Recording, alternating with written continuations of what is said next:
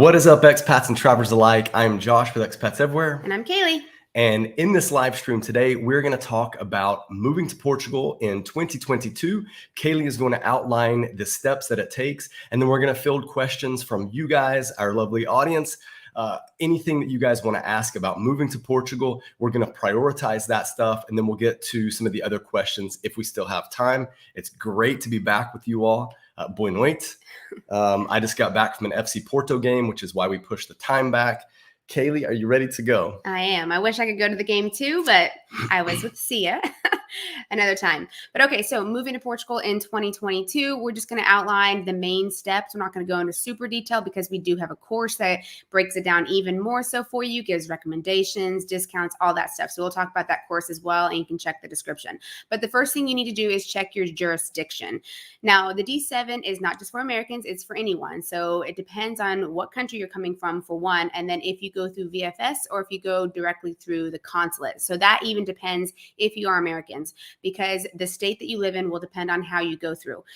So you've got the main ones are San Francisco and DC, but if you're in the Northeast, then you might be going directly through the consulate rather than through VFS. And VFS is just a third-party company that the countries hire to kind of play the middleman to do the paperwork and such. And VFS operates in a lot of different countries. It's not just an American-specific thing. I think they're the #1 country for this kind of visa service, like to expedite things for other countries. Like countries will outsource this type of stuff.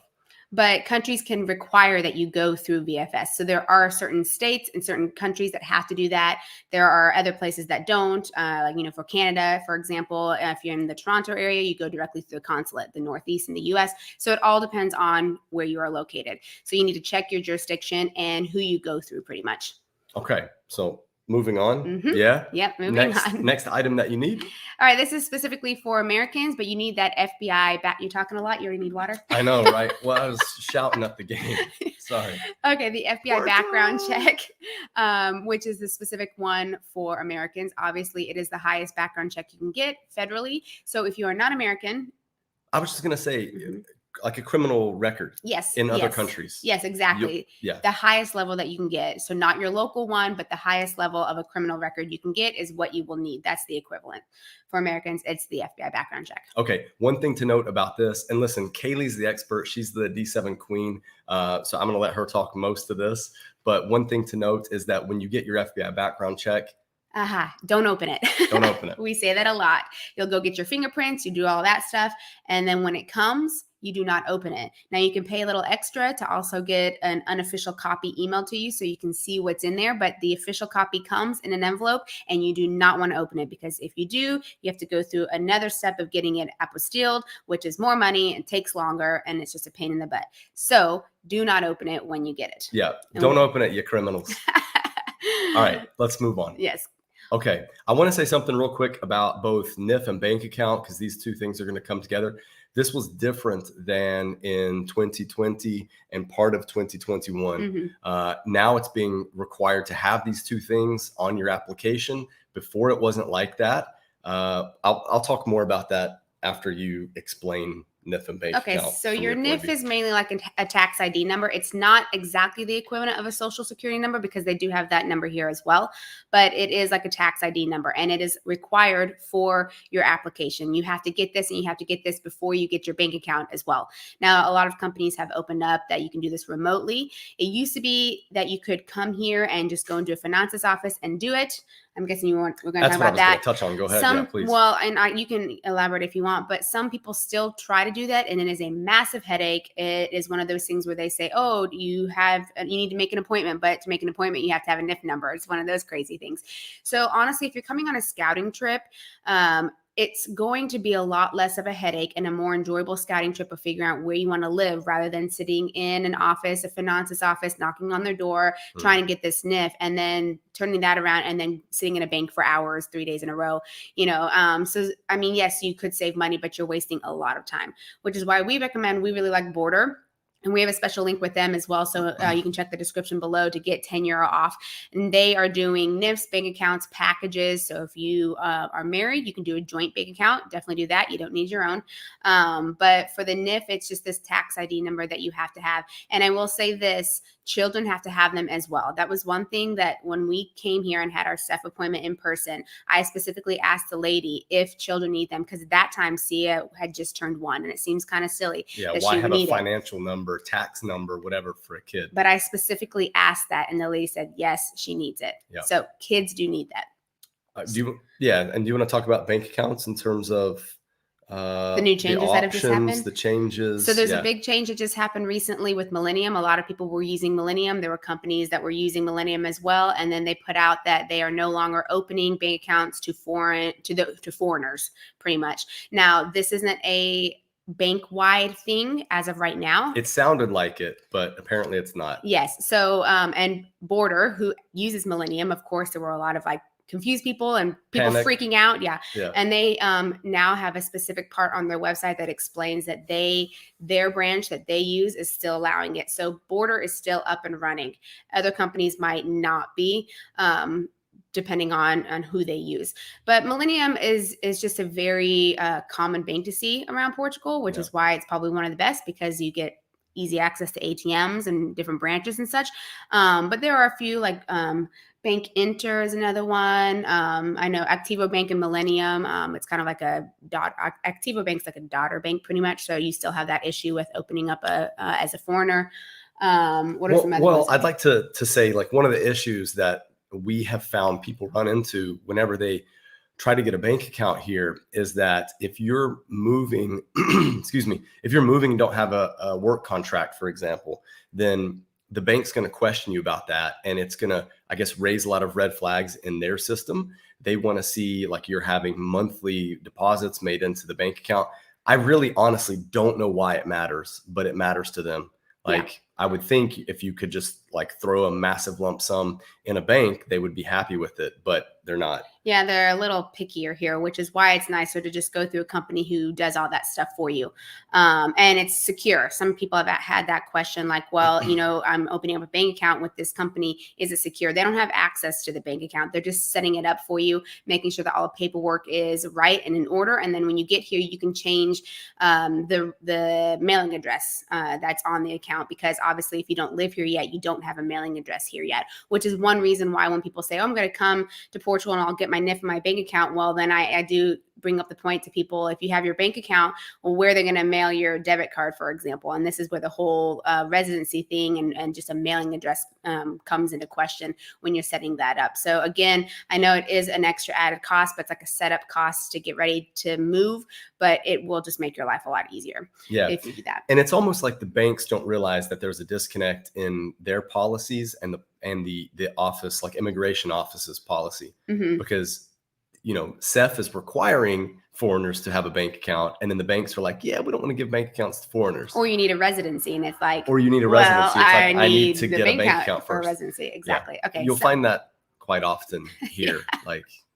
Fun stuff. You'll learn. Yep. Okay. So moving on, obviously you need an application. As of right now, the application is supposed to be in Portuguese and it's supposed to be notarized. So just take note of that. In the course, I have put the application, shown it in English. So you have an English version for your reference, and then you can fill out the Portuguese one, using that as a reference. Yep. And then it's supposed to be notarized. Yeah. The blanks will correspond to each other. So one thing I will say that's not really required now is kind of this, maybe it is, maybe it isn't, is the flight. So as of right now, they're saying that you don't actually have to book a flight. You can just come with an itinerary, but some people don't even come with an itinerary because they go off of, on the application, it has your intended arrival date, and they go off of that to make your in-country SEF appointment. So you don't really need a flight. If you're ready to go and you have an idea and you're like, let's just go ahead and book this and maybe book it with insurance or something, go for it. It's better to have it just in case. But if you don't want to do that and you're not sure, then the flight is one of those things that's not really required as of right now. Yep. All right. Let's move on to passport size photos. That one's pretty self-explanatory. One question that I do get is that American passport size and European are different. Just go to a CVS, a Walmart, wherever, and ask for passport size photo, because ours are actually a little bigger, and just leave it. And if they want to cut it down to a size that fits, they'll do it. Don't play with it. Just send it off as is. Or bring it as is to your appointment. Don't overthink it. Yeah. Okay, so copy and notarize necessary documents. So you'll need a copy of your passport and it needs to be notarized, and then the application needs to be notarized. Something that people ask is, do I need to notarize my marriage license? You really don't have to, but it legitimizes it a little bit. So if you're going to go get all that other stuff and you want to do Get that, it you taken might as care well. of. Same with birth certificates of children. It just looks better. It's not necessary for some of those things, like the marriage license, but if it makes you feel like it beefs it up a little bit, go for it. Yep. And then fill out the immigration and border services document. So this is a single document that is required on the Portuguese side, and it's all in Portuguese, and it has blanks that you fill in, and it's just allowing them to run a background check on you. Now, in the course, I have translated it, and I've given an English version for your reference, but you fill out the Portuguese one, but it tells you what you need in each blank. And it's just like a single document, but you will need to have that authorizing that they can run a check on you. All right. So this one's the most contentious, or one of the most contentious. Well, it's a tough one because Medical insurance. Let's go ahead and say. yeah, It. I guess you could say contentious. Do you want me? Well, I think it's contentious because there are people who think that you have to have international insurance, like a medical plan. And then there are other people that know that it just needs to be some sort of travel insurance that has repatriation. Yes. So it doesn't necessarily have to be international health insurance. Travel insurance does work. But the only thing that they actually put on their website that is a requirement, again, as of right now, is repatriation. So you'll see different numbers thrown out that you need policies of a certain amount, and they don't actually give a specific number to that. So whatever you feel comfortable with, you have to shop around because everyone is different with pre-existing conditions, your age, anything like that. It's going to change for different people. So there are two that we like to recommend. We use Insured Nomads, and then William Russell is the other one that's a good one. And those links are also in the description below. But again, check around. And sometimes age, if you're a little older, there are some that are better for, I think if you're over 65, 70, because that's when insurance tends to get a little more. Yep. So some are a little better with that. But you do need some sort of international type insurance because it has to have repatriation. Yeah. So this is something that is a little confusing as well, because of course, like if you have Millennium or a bank account, they do offer insurance, but that's insurance in Portugal, which means it will not have repatriation back to the US or back to the country that you came from. So that doesn't work for your initial application. So get about 6 months or so. And then after you have your CEF appointment, you finalize your residency here. Then you can get on the public health care, and you can top up with private if you would like. But until then, you need probably 6 months if you want to be safe, a year, but at least 6 months to get you through that whole process of finalizing your residency. Yep. And William Russell and Insured Nomads are going to give you quotes that are definitely going to be higher than what you're going to find with Millennium Bank. Millennium Bank uses Medish.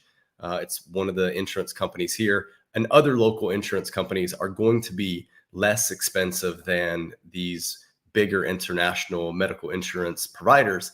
However, with those international ones, it is more robust, and oftentimes you can use it in lieu of travel insurance because it will cover you basically anywhere you go. Yeah.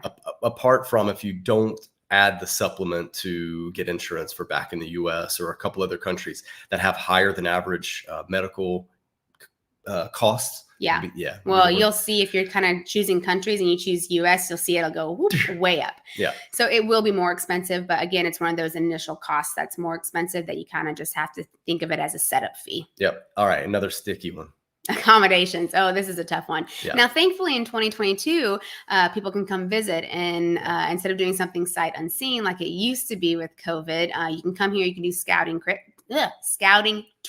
Okay. Not scouting trips. Crips. Scouting trips, and we know a couple companies who do that. So if you want to get in touch with one of those and do one of those, we did a video about it, and that one would be. Right, Josh, contact at ExpatsEverywhere.com and he can put you in touch with some people who do scouting trips, and that's for all over Portugal. Yeah. But you will need a housing contract for your accommodation as part of your application. As of right now, San Francisco requires a year. DC is still requiring 6 months. But when you get here and you go through your CEF appointment and you go through taxes and all that fun stuff, you're going to find that a year contract is better anyway. So if you are comfortable with it, it's best to just sign a year, get here, kind of get sorted, figure yourself out. and then go from there. Okay. Fun news is there's a Portuguese law that's been in existence for a while, whereby in a year contract, you need to stay for a third of that contract. So like after a month, let's say you can put in your notice that you're going to leave. You finish out the remainder, the remaining 3 months. So 4 months so you're total. at 4 months. Yeah. And then you can break out of the contract. Now, we don't really recommend this. It's a bit disingenuous to do that. However, on purpose. However, there are companies and individuals who are now working on setting up housing contracts for people to actually do this, like with the intent to do this. Okay. So if you're wanting to move over here and just have a place to land for 4 months while you while you get certain things done, get your SEF appointment done, and then find your kind of forever home or your for the next year home, you'll be able to do that and then move out in 4 months. And it could be a really great option for people who have commitment issues, especially the ones that aren't able to see the apartment beforehand. Yeah. So we don't want to spend too much time on this, but there are a lot of resources that you can check out, whether it's platforms or it's companies. You can reach out to us to ask those types of questions or to put you in touch with anyone, but you will need a housing contract for your application. Yep. And if you're going to dip out early, be transparent. Like use a company that's transparent about that's what they want you to do. All right, let's keep moving. Okay, you will need U.S. bank statements. They want to see some type of stability when it comes to the money coming in. Now, it doesn't have to be passive income. It could be a work contract, but then you're going to want to show for them, like, here's my work contract, here's the amount, and here it is going into my bank account. So you will need to show your U.S. bank statements at least 3 months previous, just to show that money stream coming in from wherever you're claiming your individual revenue.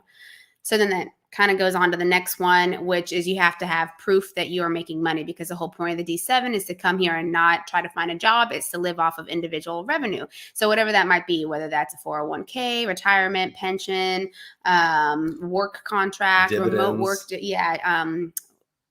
properties, right? Like rental properties, all of that stuff is really important for them to see. So whatever you have, even if it's a small amount, put it in there. Even if you have a small 401k or something and you don't plan on drawing from it, it doesn't matter. They just want to see that you've got that somewhere.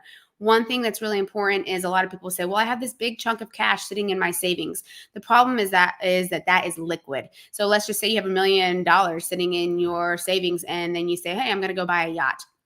Well, you go buy that yacht and boom, that money is gone. Not for $1 million.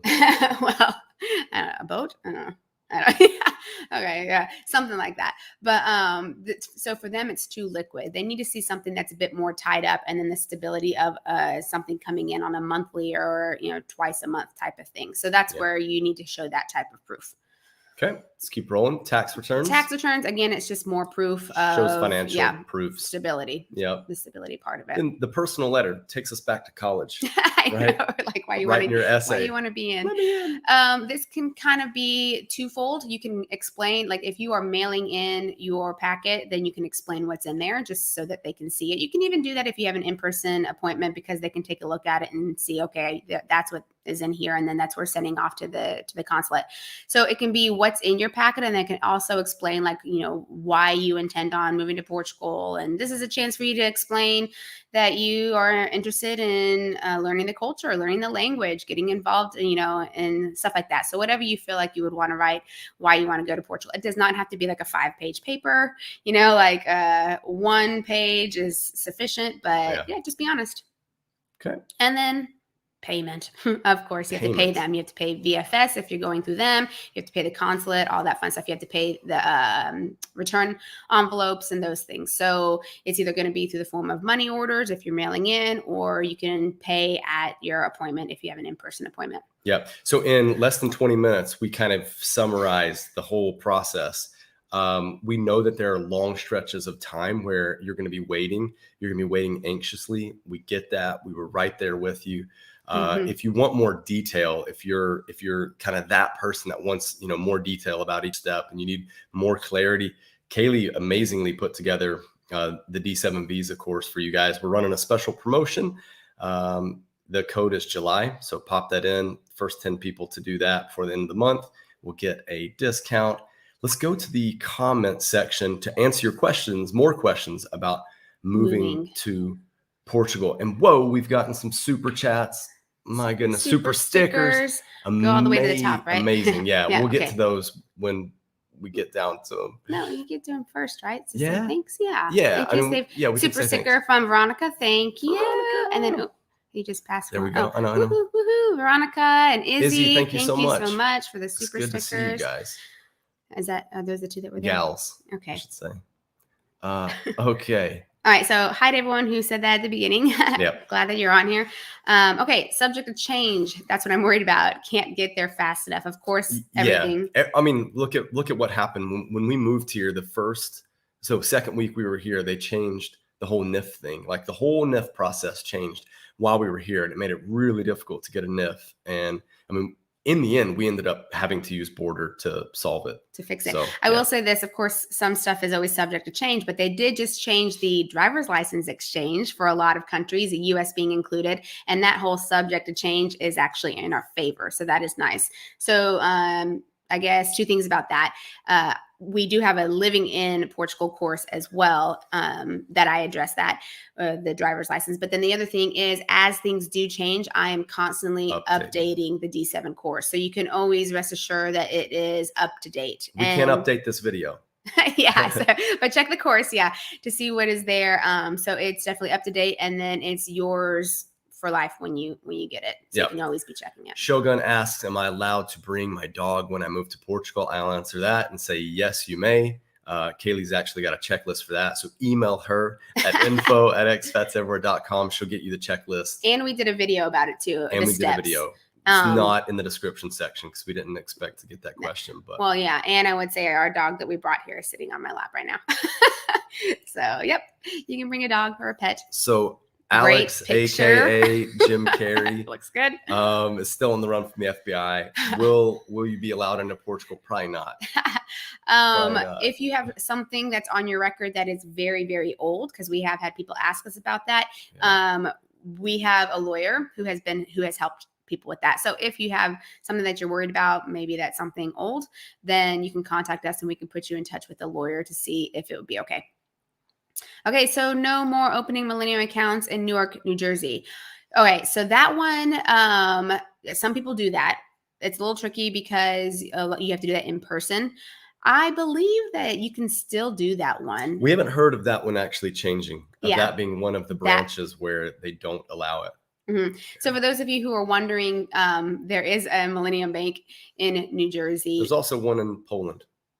Oh, yeah. I mean, they're all over, I guess. So you can try to open up, obviously, because it's Millennium, so it would be here in Portugal as well. So you can try and open that up. It does require being there in person, though, because I know of someone who they found that it was better just to fly up there. It was more cost effective for them to fly up there and open it up. So as of right now, I think that's okay. But again, subject to change. All right. Real quick, we got another super sticker. Woohoo! Thanks, Sergio, the pilot. Woo. All right, so I need to slide back to that one question. Why you tripping? Do we still need a 1-year lease? So I think we kind of answered that with 1 year is required on the West Coast, and then 6 months is still the requirement at the DC consulate. Yep, it depends on your jurisdiction. But if you're comfortable signing it, it will just be better as in the long run because of the way that it's registered and everything once you get here. Okay, this is a good question from Renee. Okay, maybe I misunderstood, but did you say they want to see a consistent stream of deposits in the Portuguese bank account while you're in the process of the D7 visa? Yes, that's a good clarification. Yeah, clarifying. Yeah, question. Do you want to? This is in your U.S. bank account. Oh. So you will need a chunk of money, and there's an equation that you use to put in your Portuguese bank account when you are ready to apply. But the steady stream to show stability is what's going into your U.S. bank account because you'll show that affiliation with whether it's a work contract or a pension. So if it's work, it's most likely from the U.S. If it's remote work or whatever, a pension, 401k, all of that stuff would be US based. So that would be what's going into your US account. The Portuguese bank account is just this big lump sum that you'll need when you apply. Yep. And there is an equation for that. I do have that in the course, and you can check websites for that. Like their official website has that equation right now. It goes off of their minimum wage amount too. And then moving your money from one account to the other is fairly straightforward. There are transfer services that you can use that will actually reduce the cost on that. The one that we like to use is Wise, but we're about to try out another one, and then we'll give you guys feedback and we'll see how it goes. But we do have the link for Wise in the description. And right now the exchange is really good in favor of US. It's actually pretty, I don't know exactly what it is today, but it's close to being on par. I think I haven't checked it today either. Yeah. It's pretty close though. Okay. So we have a question here that I'm not sure what it's related to. Do you have a number? A phone number? So there's a lot of like questions about this. You have your numbers. You must be given numbers. Is that NIF? Tax number. Oh, health numbers. Okay. I see. You're talking about all the different numbers. Yeah. So NIF is required. UTINT is the health public health service, right? Number. Mm-hmm. SNS it's often referred to as that as well. Yeah. It's not required that you have that. You get into the public health care. You can though. And then the other one is a social security, also not required, and lends more to those who have jobs here. So if you have a job here, then yes, you will need that. But if it's remote work or retirement, then you don't necessarily need that social security type number. And then what else? What are the other numbers? Well, that's driver's license. Yeah. There's a lot of numbers. I know there are a lot of numbers. Yeah. Those are the main ones though. Yeah. The driver's license exchange is something. Yeah. Okay. Repatriation. Did we say what this is when you were No. on your, okay. So repatriation is if you die, your body will get sent back to your home country. Away. If you die. If you expire, your body will be sent back to your remains. Yeah. Your remains will be sent back to your family. In your home country. In your home country. And insurance will pay for it. Yeah. So Portugal doesn't want to have to pay to get you back. Oh, there we go. Boom. We had an answer there. Yeah. There you go. Thank you. Something else just popped up. Oh, another super sticker from Jeff. Thanks, Let Jeff. me scroll down there. I always lose my place though. No. Oh, there was a green one that came up. Did we do that? What's a green? What Go down. What's green? Oh, no, that was Sergio. Yeah, that was okay. That was like I said. Why is it different colors? I don't know how it works. I'm lost. I'm so sorry. Okay. Renee, is it possible to find a rental landlord that will wait until my visa is approved, or do most people pay every month until it is? This is a good question. Really common question. So one thing that's going on right now is there's a rental property shortage, which means that the landlords can demand a lot or not wait pretty much. So you do have that issue that a lot of them don't want to wait. So what's happening is people are paying even though they're eating those 2 months while you wait for your application to be approved. Some people are asking if they can put something in the contract about if they get denied, then getting out of the contract.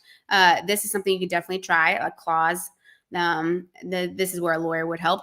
But as of right now, maybe if you work with a property management company, then you can say my intended date is, and then it's 2 months later, and that might work, but it all depends on the landlord or the company you're going through. But it's hard right now because stuff's in high demand. Yep. So things are moving really quickly. Now, the good thing is it seems like there are some companies that are on it and they're like publishing the date that a place is going to be vacant already. For example, I've seen some places that say they're available from September 1st, which is amazing. Like to have that much notice. That was last week I saw it. So that's like 6 weeks in advance. So if you can find something like that, then boom, then start that contract. Yeah. Maybe you're only burning 2 weeks rather. Yeah. So. So that's a good option too. Yeah. I've got to jump back to this question here about transitioning salary to retirement. I think that if you just go ahead with what you've got in terms of like your 3 months of salary, don't worry about mentioning your that retirement. You're doing retirement. Well, you still show it, but like you're going to show your accounts, but I don't think that you're going to need to show that, okay, this is what I'm drawing every month now in my retirement phase. Yeah, you don't need to wait 3 months. Just show your work contract and how it ended, but that was what was going in, and then show your retirement and when it starts that it will be going in. So just make it as plain as possible for them so that it's easy for them to connect the dots and see, okay, this one ends on this day and this one literally starts the next day. So if you make it easy for them, then it's fine. But you do have the money, so don't worry about it. Just make sure that they see that you have it. Yeah. Gabrielle's asking about Gabrielle. It depends on where they're from. Yeah. Okay. How strict are they about minimum savings? If I have a pension from the military, but the bare minimum in my savings. Yes, I'm a millennial. I mean, really, a fully funded bank account, from our understanding, is, let's say you're single. Fully funded bank account would be 12 times whatever the minimum wage is, which it's currently 705. So times 12. Now, some people say times 14. But honestly, we know people who have not funded their bank account that much, and it's been okay because they've been able to show proof of income. And it's 14 because Portuguese in the summer and at the end of the year get like a bonus. Yeah, they have 14 pay periods instead of 12. Mm-hmm. But get as close as you can to it. But it is just a low threshold. Yeah, and that's the other thing. If you are comfortable and you have more money, it always looks better that you've put more money in there. Whether that's 1,000 over your number or whatever, it always looks better. And Portugal is stable, you know. Well, okay, and here's the euro's fairly stable. One of the most stable currencies in the world. Here's what I was going to say, though, and I meant to say this a while back. The cool thing about this whole D7 application is if you do anything that's like, let's say, quasi wrong, they're going to ask you to rectify it. Like, they're going to come back to you. They're not just going to like put a red X on your application and say you have a year to wait to reapply. That's not how it works. They're going to come back to you and say, oh, we're missing this thing, or you need to fix this, or whatever. Now, it may just kind of delay you a little bit by a week or two. Probably not. It depends on how fast you get them exactly what you need. We didn't sign our daughter's passport. Yeah. And we it was new. Yeah. We didn't know. And if you have the appointment, like if you are in San Francisco's jurisdiction and you've had that appointment and you go there and there's something missing, they don't require you to make a whole new appointment and come back. They will allow you to, depending on what it is, either email or mail it. So you don't have to worry about that. I will say too, one thing that I talk a bit more in the course, but if you are in the San Francisco jurisdiction, there's a website. There's a website that you go to that you make the appointment, and they only unlock a certain amount each day. And they only unlock right now, I think it's about 60 days out. So if you have an idea of when you want, you think you can be ready, keep checking that website, and it's going to look like nothing's available, but stuff will pop up. So you're going to want to keep checking to make that appointment. That's for San Francisco.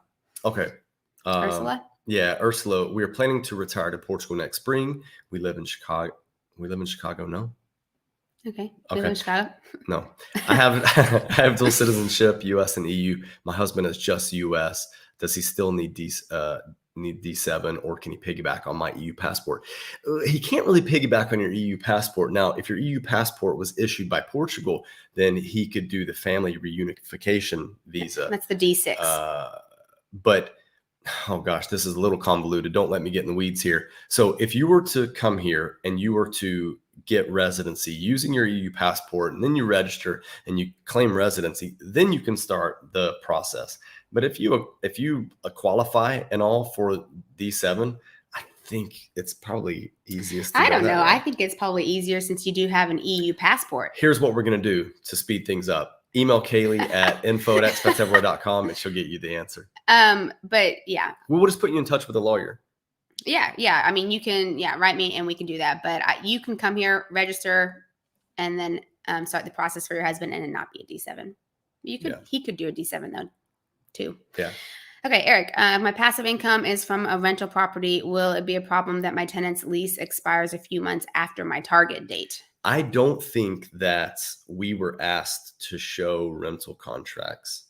I think we were just asked to show like our income sheet from the rentals, I believe. Yeah, we didn't show rental contracts. I don't think we showed rental contracts. Now, obviously, if it's a few months after the target date, then that steady stream that's going in. It's visible, right? Is that what you're talking about? But I'm saying like, okay, tenant's lease expires a few months. Oh, after the target. Oh, yeah. So you're already getting... I think you're fine. No, yeah, you'll be fine. Yeah, don't panic. I was thinking before, but no, after you're good. Okay, does the buyer or seller pay closing costs when purchasing? Why did you click on that when purchasing? I'm moving on. You'll have to come back to another live when we talk about that. That'll be Josh talking more because he definitely knows more about the property stuff. Yeah. Dreams. Hi, guys. I love your videos. Thanks. Thank you. Pertaining to a Portuguese residency, how long is it for? Is it for 5 years? I can answer that.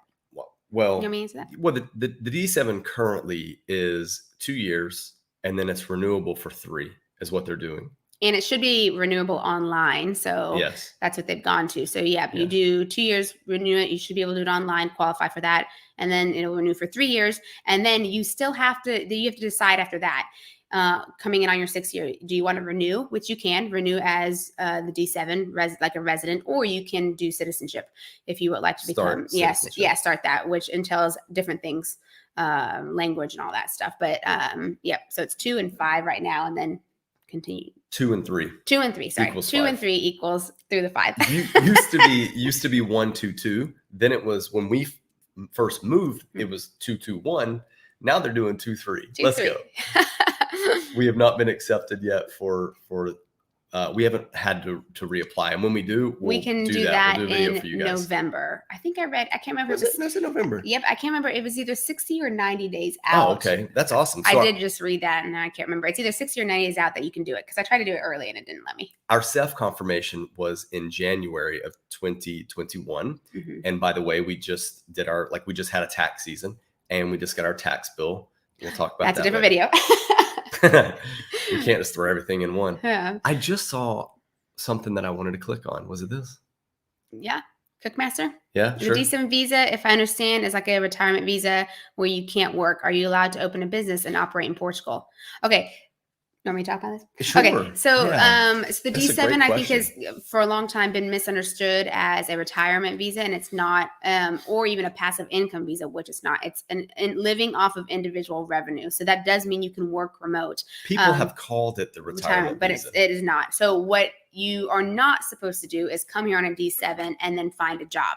Now, if you come on a D7 and then you want to open a business, you're going to need to switch your residency to a D2, which that is an entrepreneurial visa. So if you're coming with the intent of doing that, instead of doing the D7, you can do the D2, which it has very similar requirements besides that business aspect.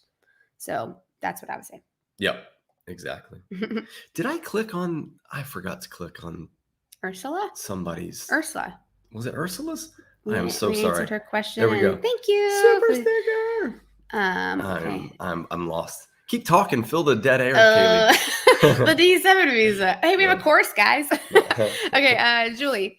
Hey, Julie and Rob here. Hi, guys. Thanks for all the info. We've heard that it's a lot more difficult to get a lease with dogs, and we're bringing 2 dogs. Have you experienced that or heard that too? This is a common question. I mean, yes and no. The thing is like by law, you're not allowed to be rejected because you have pets, because you have dogs or cats. 2, I think, is the max in a household, isn't it? I think it's 3. 3, but maybe it depends on the size. I don't know. Either way. Do you come up against resistance? Yes, absolutely. Is it difficult to travel Airbnbs and stuff like that? Absolutely. That's harder than actually finding a sometimes lease. Hotels. Yeah. So yeah, because like what Josh was saying is Portuguese law is that they're not actually allowed to, but they will try. And then it's kind of like, okay, well, do you want to push back and be like, well, I know the Portuguese law does this, and then have a bad relationship with a possible landlord? Maybe not. But there are plenty of people who are pet friendly and they'll be okay with it. So I would say don't start off saying, hey, we have 2 dogs. But see if you find something you like and then say, oh, hey, by the way, we have 2 dogs. And something that you could do if they're a little hesitant is say, how about if we put a refundable pet deposit in our housing contract, just to ensure damages, because that's what they're worried about. Yeah. There we go. That got answered. There we go. Okay. Can I from Portugal DHL my proof of lease to my daughter, and she then sends the D7 visa application package to DC Embassy, or is that illegal? It's not illegal. It's not illegal. You can do it. Yeah. But yeah. I mean, if you have everything and she has all the documents, and then you send that back, and then she sends everything in to the DC, then you'll be fine. You'll get email confirmation stuff. Yeah. Let me give context. So this person wants to be in Portugal, doing her thing for 90 days, because as Americans, I know she's American. She's allowed to be in Portugal for 90 days, visa free, and she can kind of do all of the stuff that she needs to do for the D7 visa application. So then she'll send all that stuff to her daughter. Her daughter will do that. There's no in-person interview. So then the DC embassy this is currently, and that was our dog.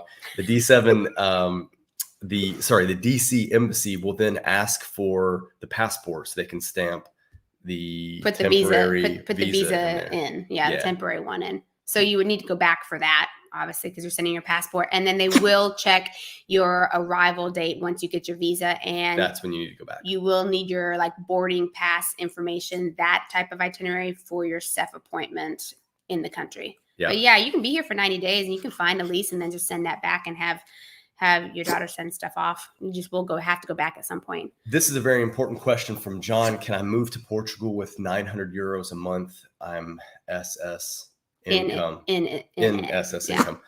You can. I wouldn't, to be honest. Like if you're going to do that, I would highly recommend living in a place that is not named Porto, Lisbon, Algarve. Those are probably the main ones, right? Smaller towns, maybe Aveiro, Braga. All these places have housing has gotten quite expensive. So if you live in a smaller town, if you have some money to like purchase a little place, or you can. I mean, people do rent get a little more, like get a mortgage on a little place, or people do rent rooms. So if you're okay living with a Portuguese family, you could do that, or other group of people. I mean, that is possible. Yeah, just it's not as common. We personally recommend that people have about 1,500 per person, just to play it safe, especially if you're hoping to have like a similar standard of life to what you had in the States. Our man from Portugal, Carl, with Expats Portugal, he recommends, or he says 1,000 is good enough. It all depends on lifestyle. It depends on lifestyle. But rent's going to be that big ticket, and so you're going to need a small place. Goodness, you're going to need a small place. What is going on? We just missed some crazy super stickers. That Richard, is an epic picture. Thank you so much. That is an amazing I hope that's picture. Your child. What is happening? Thank you. Thank you so much. We appreciate it, guys. All right. I just got thrown off by that number. I apologize, everybody. But yeah, doable, but could be tough depending on your lifestyle. And we did a budget cost of living.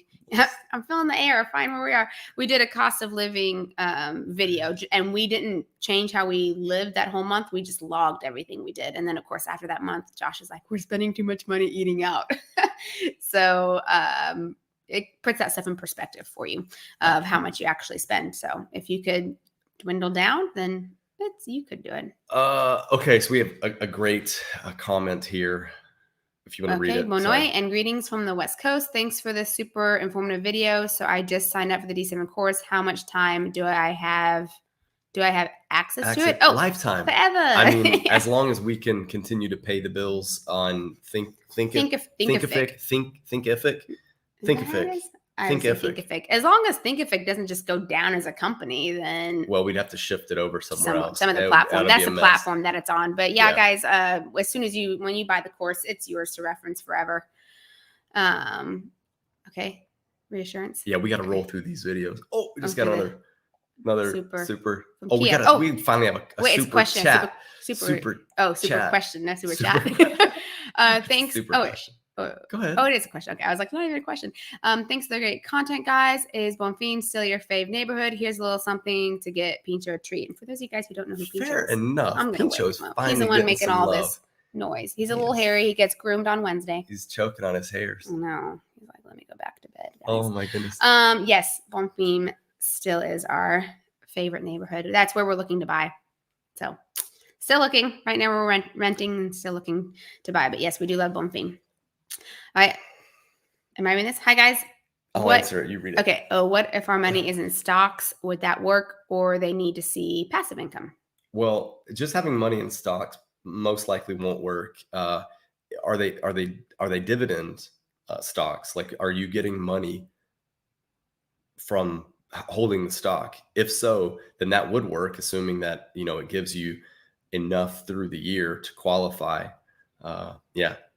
So if it's just that, maybe if you had a mixture and that bumped you over into a certain number, then that would be helpful. Definitely put that. I tell people just put everything. Oh, and that's another thing that while you're looking for questions and you keep telling me to fill the air, I do consultations for this as well. We've been doing it for a while and I stay up on things. So if you have questions about your personal experience, you're not sure about where you might want to live, or if you even want to do the D7 versus a different visa or anything like that. I do consultations, which I don't think that's in the description. I always say that. You'll have to email me at info@expatsEverywhere.com to give you my calendar. Info@expatsEverywhere.com. Okay, so this is a great question. EM or M says, hi, during the 4-month stay after we obtain D7, how many days out of the 4 months do we need to be there? We will arrive with DC, return D7. Man, I keep mixing that up. Return home and then come back for the SEF appointment. This is a little confusing. I think it's like mixing a couple different things here. Yeah, so I got it. Can we deconstruct it, yeah, please? I can this needs to be deconstructed. Yeah. So this is probably two different things that you're thinking of the requirement of how long you have to be in the country once you get your D7, and then that time in between being approved for your D7 and your SEF appointment, which right now it really depends on if they can slot you in somewhere. And a lot of people aren't getting the wherever their location is that they're landing, where their accommodations are. A lot of people aren't necessarily getting their appointments at that city. So a lot of people have to travel. So we'll just go ahead and tell you what both are so that we can clarify. So when you have your intended arrival date on your application, they look at that and then they give you they're assuming that you're going to be in Portugal by that time, and that's how they'll give you your SEF appointment. It could be a couple weeks after you arrive, it could be a few months after you arrive. We've known both. We've known 6 months, ours was 3 months, and we've known like 1 month. So try to stick to that intended arrival time. Now, in between that time, because when you are approved for your D7, then they give that to you. They assign you where it is and when it is. In between that time, you're allowed to enter Portugal and leave one time to re-enter again. So it's essentially entering Portugal 2 times before your SEF appointment in the country. That makes sense? Yep. Okay. So I hope that clarifies that. And then once you finalize your residency, you have to be in Portugal. It's either 6 months consecutively or 8 months in the 12-month calendar year. 6 months and a day, I believe, is the technical wording, and 8 months and a day. So yeah, be in the country 6 months. Yeah, I guess, a day. So 6 months and then 8 months. 6 months consecutively or 8 months altogether in the year. And that's part of your D7 requirement, because the whole point of it is that you come here and you live here. Now, I just popped up something on the screen about golden visa. Now, a massive difference, taking money out of the equation, a massive difference between a golden visa and a D7 visa is the stay requirement. So a golden visa, year number 1 is 7 days out of the year. You need to be in Portugal. And then years 2, 3, 4, and 5, and then beyond, if you don't go for citizenship, is 2 weeks, 14 days. Okay. So again, like Kalie said, with the D7, 6 months and a day, consecutively, or 8 plus 1, 8 months plus 1 day. Because that's a living here. The golden visa was set up more as an investment. Yeah. So you're either injecting capital, large capital with a golden visa, or you're boosting the economy by bringing your foreign income into the country and living here and spending it and not sharing it around all of Europe. Because I think some people might think they can come here and then just like pop off to Germany and be there for 6 months, and then get over to somewhere else. And that's not what it's meant. It's not what it's meant for. You can still pop off to Germany, but maybe not as long as you thought. Yay, Pincho. Yeah. Pincho's getting some love. Pincho's not gotten love lately. This is great. Normally I guess he's not in much. Yeah. But I will tell you guys this, every time we're on a live and we're sitting here, he's in my lap. So if you want to see him, he is always here. He's just sleeping. Yeah. So if you want to see him, then throw that in the chat box, I guess, and we'll show you guys. Yeah. Yeah. Hi, Zato. Okay. All right. Are we reaching the end here? That is the end, guys. That is the end. We thank you so much. 200 folks, more than 200 folks jumped on this. Appreciate it. And man, hope we see you guys on the next live. Thank you so much for being an amazing, attentive audience. Yeah. You have any final words? I would just say if you have any questions about what we said, you can check the description because it gives different links, the course. And remember, the course, if you use the code July, the first 10 to do that will get $10 off. So the course is in there. Our contact info is in there. If you want to email us, if you want to do a consultation or anything like that, then reach out. But there's also a bunch of links there. So feel free to check that description box out.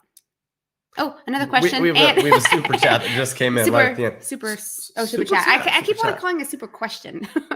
We actually have a video about this, but they're not that bad. What like are this they? this past winter was mild. I wouldn't say that it's sunny. It's gray. It's not gloomy like people will say Seattle. It's overcast. It's not like that. Yeah, it's more like misty rain, and it's not that cold. The sun does come out in the winter, but yeah, it was actually a really dry winter, which is why the wildfires aren't great right now. But it's not that bad. And right now, when everyone else is having this massive heat wave, we don't. It is amazing here. Yeah, we did have some heat a little while ago, but all right, we digress. 3 days, last This week, has been awesome. Thank you guys so much. Again, this is amazing. Yes, like San Francisco. I can't help myself. Okay, thanks, guys. We appreciate it. See you soon. See you soon. Bye. Let's get moving. And I did it the right direction.